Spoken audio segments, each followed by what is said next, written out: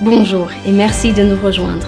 Nous allons commencer l'analyse technique d'aujourd'hui en abordant la paire Bitcoin-US$ et les derniers événements qui ont secoué les marchés. Thomas ?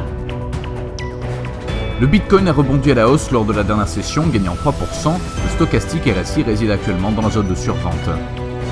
Le prix du pétrole brut a connu une forte baisse avec une baisse de 6,6% au cours des 3 dernières sessions.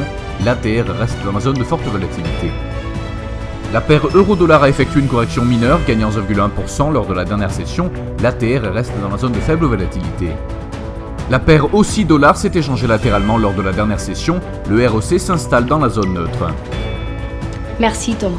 Passons aux dernières nouvelles dans le monde financier. Les prix du pétrole ont encore chuté de 2% du fait des données du gouvernement américain selon lesquelles les stocks de produits raffinés étaient très importants. Les législateurs américains ont critiqué Facebook sur sa crypto-monnaie après un premier combat meurtrier un jour plus tôt. Le Bitcoin a connu une légère reprise.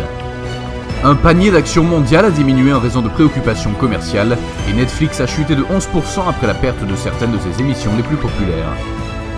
Merci Thomas. Tout de suite, les événements économiques majeurs d'aujourd'hui.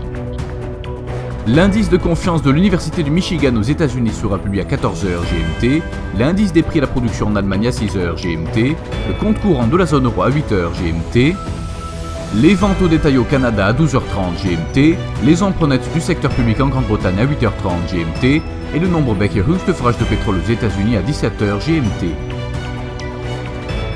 Nous espérons que vous avez apprécié nos perspectives du marché d'aujourd'hui. De la part de toute l'équipe, nous vous souhaitons une journée de trading productive. N'oubliez pas de vous connecter demain matin pour tous les événements et les dernières nouvelles sur les marchés financiers.